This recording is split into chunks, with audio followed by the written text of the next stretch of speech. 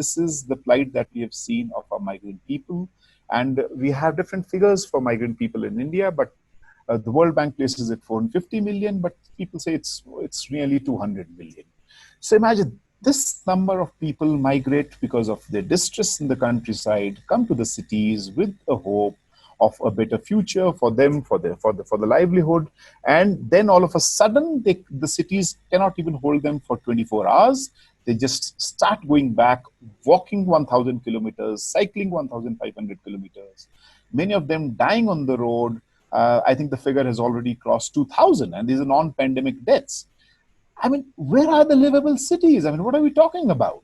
And then this caption comes that we will not come back.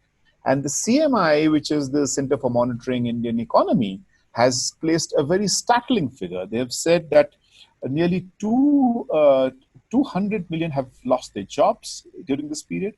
Actually, the cities are run by parastatals. It's not the city council. So I think we have to go back. So are we, in Hindi, we have a term, Raja and I mean, come on, we have to come out of that. I mean, for our English audience, they must know we are not subjects. I mean, ruler and subjects. We are citizens. So if we are citizens, the democracy of the city has to be participatory. Is it so? It is not.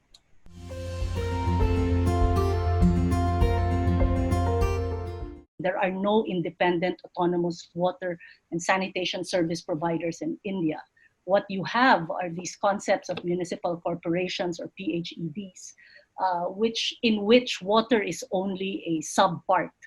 It is just a department within these large corporations or institutions.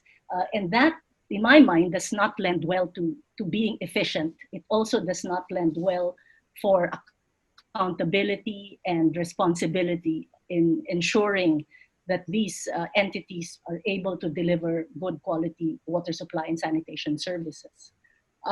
Moreover, while there are few independent service providers, like your Bangalore Water Supply and Sanitation Boards, as well as your Delhi Jal boards, these are still very much dependent on government for financial support.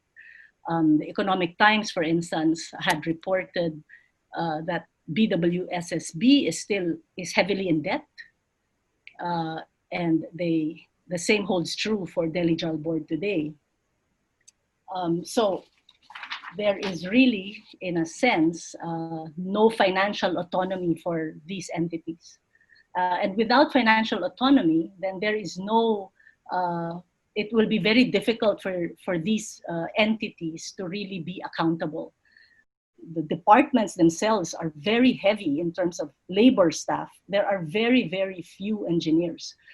To give an example, in Kolkata, there are about 3,000 people in the water supply department, but only a few hundred of them are engineers. Most of them are labor staff.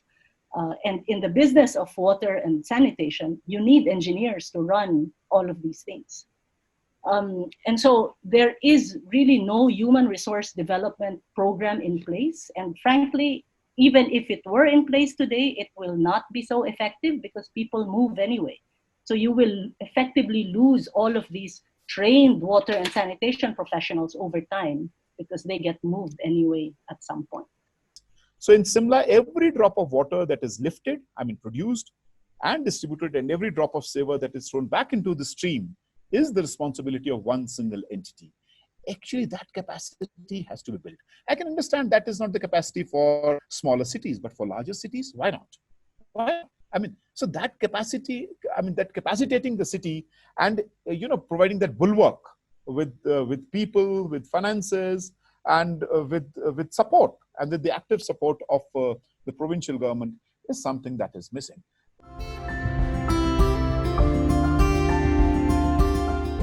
The bigger issue, though, that I see is regulating public entities. How do you regulate that? Because the bigger issue is with the public entity. The private guy is easily regulated through the contract, but the public one, you need serious institutional change and reform for that to happen. In many countries like Malaysia, Philippines, Vietnam, there are national targets. And maybe that is something that India can start thinking about, with the national targets at the top. Non-revenue water should be X, number of supply should be Y, number of hours of supply should be Y, coverage should reach Z by X number of years. And for that could be done from a national standpoint and then executed from a local standpoint. Change is taking place at the local level. But the point is, if we just target the elections, I think that's a little shallow kind of vision to really bring about the change. So the change has to be in a continuous manner. And then one of the effective results would be the elections. So I think this engagement with the city, and that's what we did, because when we, as I told you, I was always on the streets protesting for the cause of people, and I was never an urban man. I was always a rural. I was the state president of a peasant organization. I mean, fighting for the apples, for I mean, all those things. I mean, it's all of a sudden that I switched over to the urban, to the cities. So I mean, that engagement is somehow missing. The system doesn't want that engagement. It wants an alienation. So if that gap is filled, else that gap will be filled by various stakeholders. That could be nexus prone.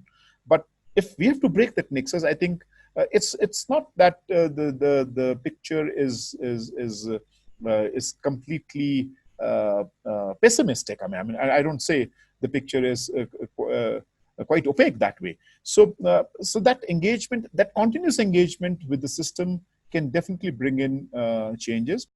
There are ways to reduce the possibility of regulatory capture. For instance, if the targets are clear to all, to the people, as mentioned before, and there are contracts that can be done even with the public service providers. Why can't there be very simple targets on coverage year on year?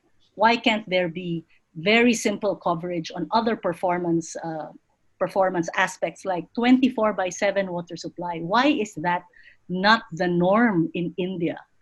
Both of you, though we used, I think, water largely because of your experiences in this domain as a tool for talking about governance and management, I think the lessons are they ring true for other sectors as well.